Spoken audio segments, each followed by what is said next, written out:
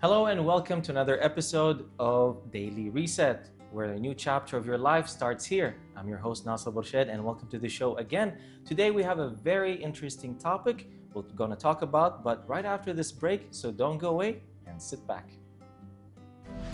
And we're back again, dear viewers, and thank you for watching Daily Reset with us. So today's topic is about hunger and full, which is a very interesting topic, and we have a very special guest right here to talk about it. Her name is Estabraq Alsanousi, right? Yeah. Yes, so please tell us a little bit about yourself, kind of a short rundown. I've taken my bachelor's in nutrition, then continued on my master's in eating disorders and clinical nutrition. Recently got my license in registered dietitian here in Kuwait, alongside under Ministry of Health here. So yeah, really excited being here, and thank you for having me. Can't wait to kind of benefit everyone here and see where this goes. Actually, it's always a very interesting time when we actually have different guests right here, and you're one of the special guests, and we're going to actually have a good time actually asking a few questions. So today's topic is about hunger and full. So what is the difference between being hungry and just eating in general? So one goes under psychological aspect of it, and the other one is just your body signaling you being hungry. So one would say psychologically is basically when you're nervous, you're excited, you're kind of under stress, you feel that sudden hunger, that sudden craving. Whatever that comes suddenly has to do with an emotional type of thing. Whether it's sadness, then you overeat. The other one is comes over time, where you're kind of hungry, you had a long day, you kind of feel it, but then you ignore those signals. Actual hunger doesn't come quickly like cravings do, like emotional cravings do. So they're often kind of mixed up between the two, but that's a quick kind of. And usually right now we're in a society where everyone is actually more into the emotion kind of eating. Oh, yeah. Whether it's after work or being sad or being basically angry. Absolutely. Even environmental wise, because our culture is all around food and you have to eat. That's kind of our generosity type of thing. I keep saying this to every nutritionist, that we are the capital of food and GCC. Yeah. And also it has a negative side of it in relation to when you overeat, you kind of have those binge cycle thing. That's why I kind of took upon myself in studying my master's in those type of thing. You kind of don't see anyone helping you to kind of identify these. The only thing that's actually helping you are streaming applications where you just binge and just eat, binge and eat. I know it's just a sarcastic thing. You don't actually, it doesn't help you. Does not. So how do you actually know that if you're full? And people say I'm full, but it's either they overeat or eat less. So main thing is you kind of listen to your body, those cues. They always mix up fullness with discomfort. You should not be feeling discomfort like you can't breathe. This is not fullness. This is just you overeating. Just for me, it's we try to remove distractions. That's a way of you kind of realizing and really listening to your body and those cues. It slowly comes, and that's kind of a better way of me just explaining it to you. Okay, so that's another way of saying this is enough. So yes. And what is enough? Sometimes I can eat a full meal with everything I need, from fibers to vitamins and the carbs, but it still kind of feels empty, maybe after half an hour, an hour. Probably because what you've eaten is not very nutritious, let's say. That's really filling. So you might have, let's say, a bit of toast, a bit of cheese, and depending what your plate has, it's probably not going to be filling for you. You're going to get hungry in an hour or two, rather than when you have whole wheat, let's say toast with a side of turkey, you have your protein, you've got your healthy fats. That's going to be really filling for you, because the digestion process takes really long time. So depending on what is on your food, what is on your plate. Okay. Yeah. So there is a thing that always happens here, especially in Kuwait, that because we're in a society where everything is around us and food is very easy to grab, whether going to a restaurant or ordering through the app and like this, there is one problem, is that after you finish eating, you have this craving that you still want to eat even though you're full. What is that about? This is just your body, and I'm sure you've heard of dopamine, right? Yes. Your exciting kind of hormone and serotonin that you get. Because sugars, and especially like refined sugars, simple sugars, gives you that drug effect in your brain, that's like that happiness that you get. Us as humans, we do crave that, not just like your taste buds, but you actually crave this. So just imagine you being super full and I bring you your best dessert. You're gonna make space for it automatically because you love that. You remember those feelings. So yeah, that's what kind of happens. Is it proper to say, for example, if I eat something that is nutritious versus something that I actually really love, I would actually eat what I love 2 or 3 plates more than what I should on a normal plate? I'm more of in moderation. Okay. Like I would be like feed your body and your psychological side. Oh, okay. So I love an 80-20 rule. That's me personally. That's what I would do with my patients, because at the end of the day, we're humans. You know, and our society revolves around food. I can't tell you like eat healthy 100%. That's not even sustainable. So I would tell you, me personally, I would kind of mix and match, but it would be like 80% of it being healthy, nutritious, and then you've got that little treats here and there during the day. Yeah, true. Yeah. And now talking about sizes, what about the sizes of plate? Does it matter to have like a small, medium, or large plate? Actually, this is really funny. What they found is mentally, when you have like a small plate and you kind of fill it up, your mind just thinks that you have a lot of food. Okay. Because it's so small, and then you put the food in, you automatically see that's like a huge portion. Okay. Yeah. Whereas when you have like a huge plate and then you kind of fill up, your brain just sends signals, oh my gosh, like there's a lot of empty space. Yeah. So like, let's say, for example, fill it up. if I take the small plate and fill it up, Yeah, I'll feel it's full. But if I take that same small plate and put it to the bigger plate, just put it in the huge plate, you're gonna see the like, moment I see the gaps, so my brain tries to fill it up and wants to. Exactly. You automatically think like, oh my gosh, there's a lot of food, I won't be able to finish it. But does it affect us in a way that for gaining or losing weight or being nutritious or not, the size of the plate? Possibly, but for me that kind of sends a bad signal, especially if you have a bad relationship with food. Because a lot of people who want to lose weight, they do that just so they control themselves and control their portions. Honestly, as long as you have that balanced meal, whether your plate size does not matter. Okay. But it's those type of tricks kind of help in a way, but then if you do it over time, it might kind of come back to you in a really negative way. All right. Yeah. How about slow and fast eating? And people advise always to eat slow. What's the secret about that? Yeah, so your brain sends signals to your stomach within 15 to 20 minutes. It does not, like as soon as you take your first bite, your brain doesn't know like, oh my gosh, I ate, I'm full. It takes time. So the secret behind just you eating slow is slowly just like letting your body and your brain knows, okay, like let's send signals to your stomach and we're ready to send that fullness signal and all of that.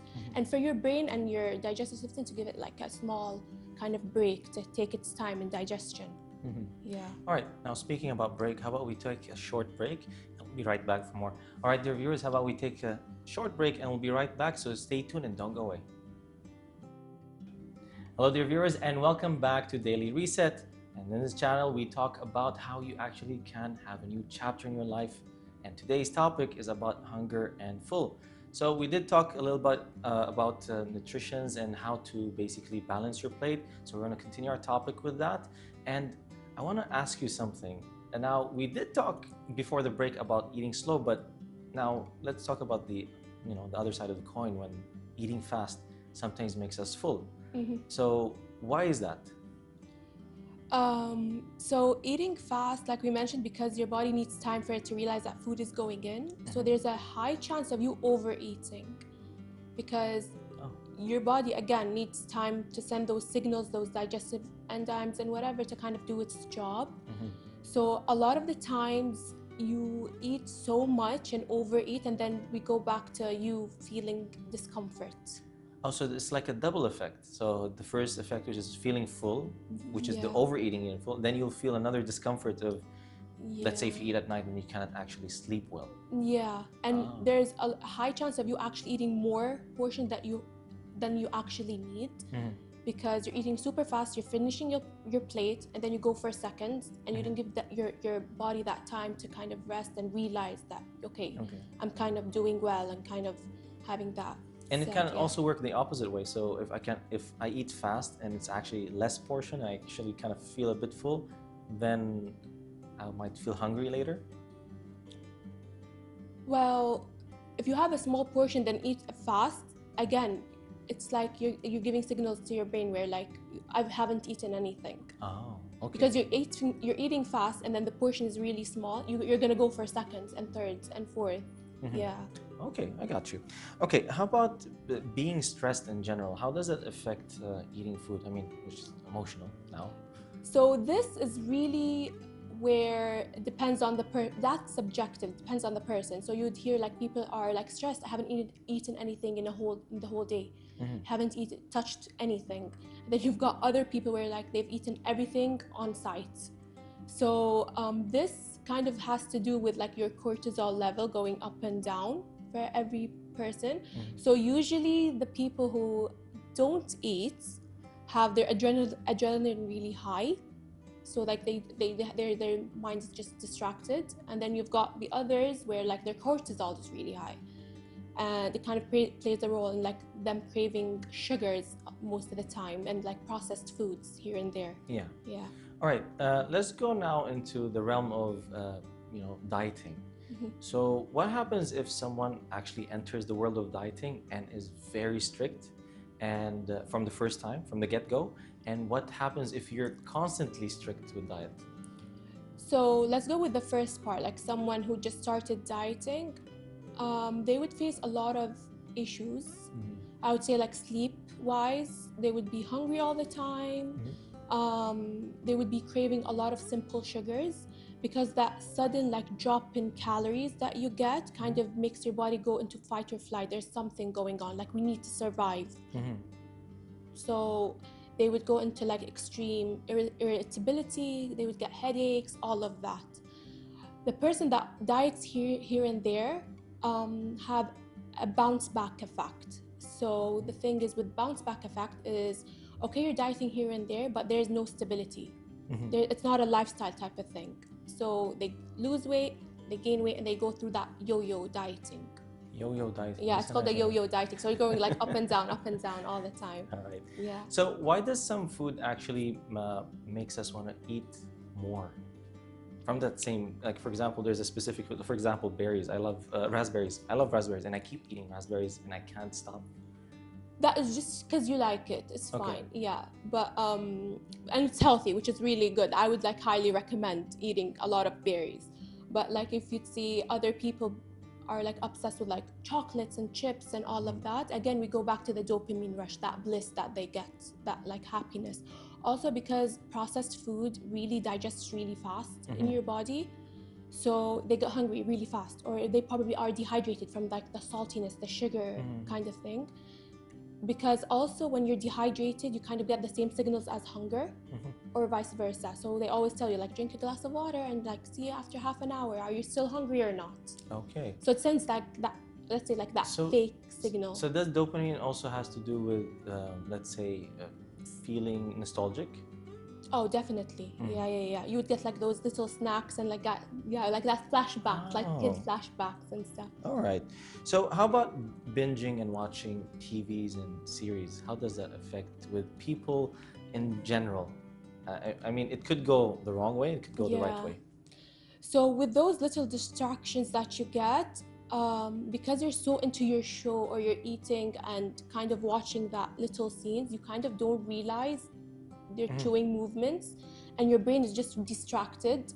So as you're eating and you're distracted, it's not doing like the job it's needed. So there's a high chance of you binge eating. And there's a high chance as well that you're eating fast. Okay. Yeah. So it's because of distraction. So you're distracted with watching a TV show, for example. You're not paying attention to what you're eating. Yeah. And you're also kind of, separating your brain from what's happening. So it's like it's having like a two-way street. Yes. So it doesn't know how much is intaking, and at the same time you're watching. Yeah, absolutely. Oh, okay. So what is the best way to actually check on our body during meals?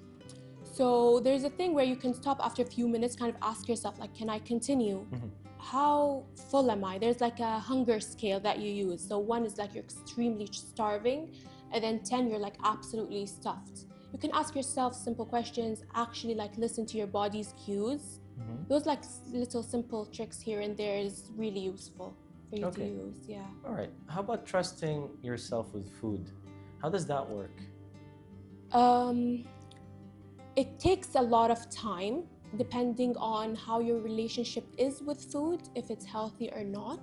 And that has a lot of in relation to what your past was like. Okay. How were you doing with food? Do you trust yourself?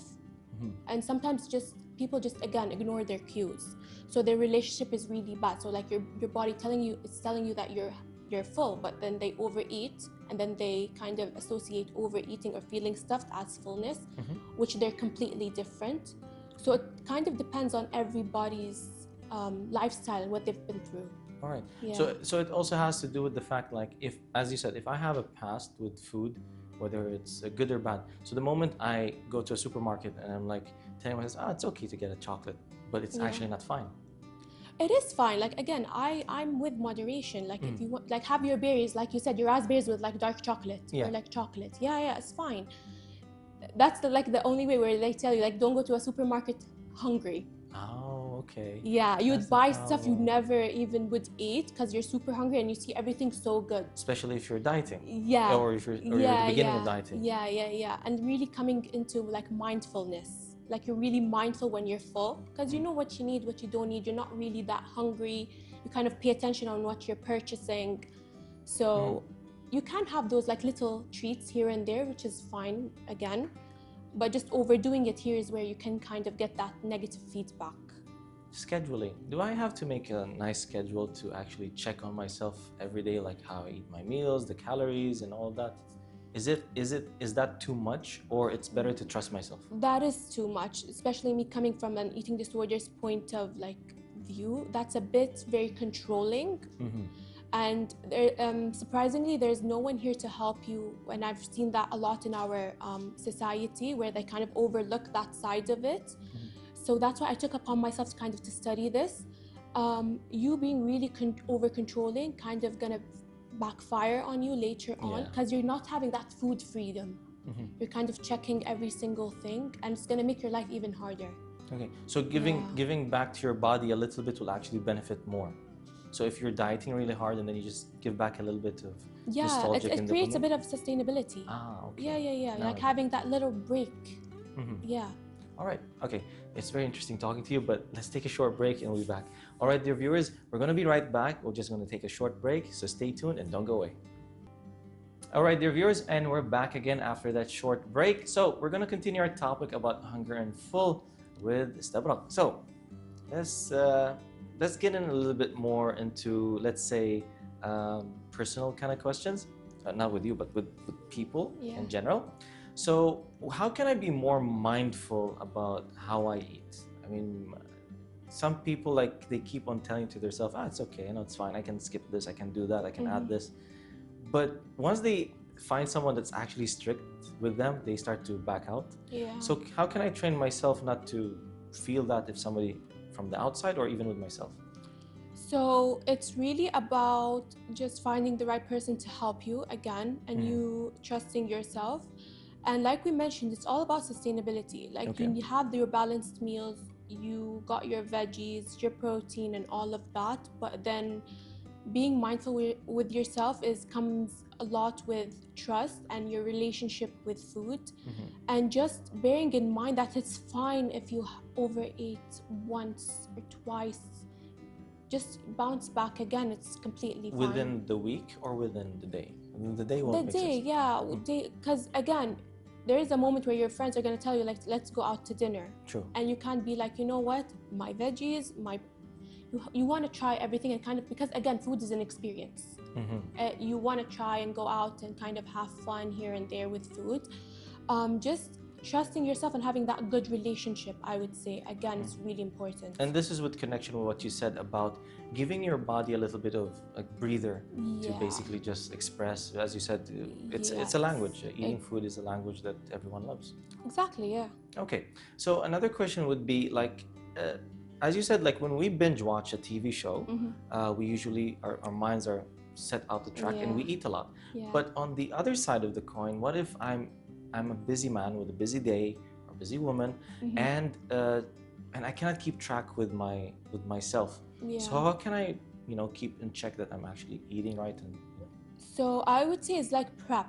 Have little snacks here and there, a bit of nuts, a bit of fruits, everything on site. Because again, everything that you see, you're gonna remember mentally. Have everything around you. Okay. Biggest example is, I would say, doctors. Okay, right? So they have post-call and everything. Just having those little snacks around their office, in their pockets, anywhere where they go, as long as they're like not severely hungry, and again, ignoring those cues have a negative feedback later on.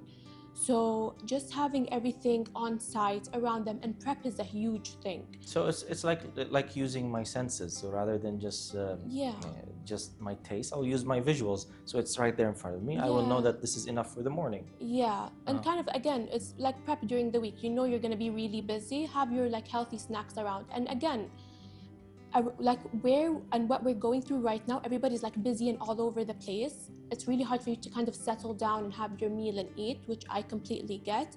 But just trying to stop those little distractions here and there, or just at least having your little mini meals and snacks all throughout the day is really going to make a huge difference. And it's also like kind of a moment where you can, meditate with yourself. Yeah, having a bit of time for yourself as well. Even if it's like 10 minutes. Exactly. Just be in your own bubble and just eat.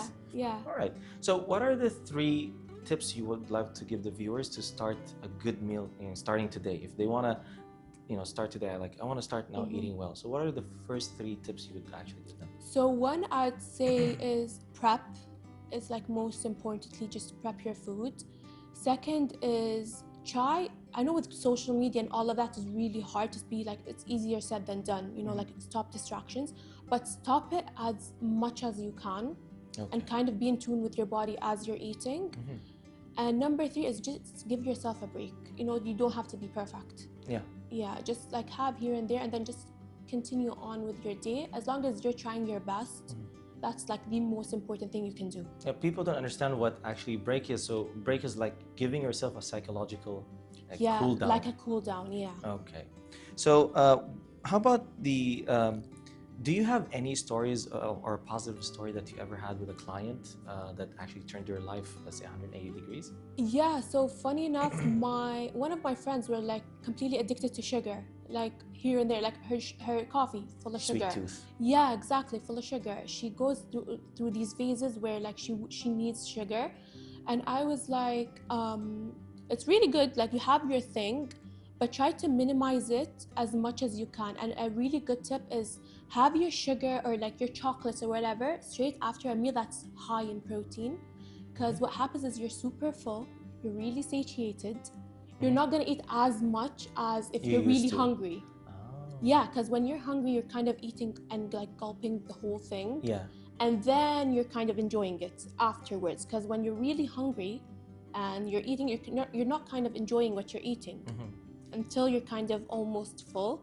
Whereas you eating after your meal, you're kind of enjoying it because it comes out slowly and you're already really satiated. Oh, okay. Yeah, so I told her those little tips and it helped her a lot. She actually lost so much weight because she never realized the amount of calories that she was eating. She was intaking, Yeah.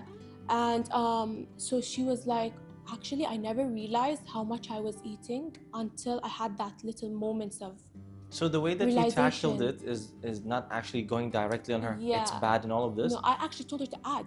Yeah, to add it. Okay. Yeah, it's not like really restricting. Have your coffee, because I wanted to go slow. You just wanted to make sure that she gets to this level, and then whatever is left is for chocolate or sugar and anything. And this is like what I would say for a lot of people who's addicted to sugar and addicted to stuff. They're already like very hard-headed. Okay. If you tell them to stop, they're not going to stop. Okay. And if you give them alternatives like alternative sugar and like that, they would say it's like, so I was like kind of going it in a really steady and slow way, indirectly. Okay. And at the same time, she could detach from actually eating that much. Yeah, exactly. Okay. Last question is your message to the viewers. In general, if you want to conclude everything, what would you love to advise them? Just be good to yourself. Again, just really be good to yourself and have a good relationship with food, because around with media and all of that, sending those little wrong messages here and there, especially for teenagers, it can be overload. Yeah, overload. And just try to love food as it is, have a balanced meal, but then just enjoy. It's an experience again. Very true. Yeah. Okay, another question is, let's talk in the sport realm. Have you ever dealt with different types of sports, and how did you tackle giving them nutrition advices? So with sports, I really go with giving them advice and focusing on carbs and protein.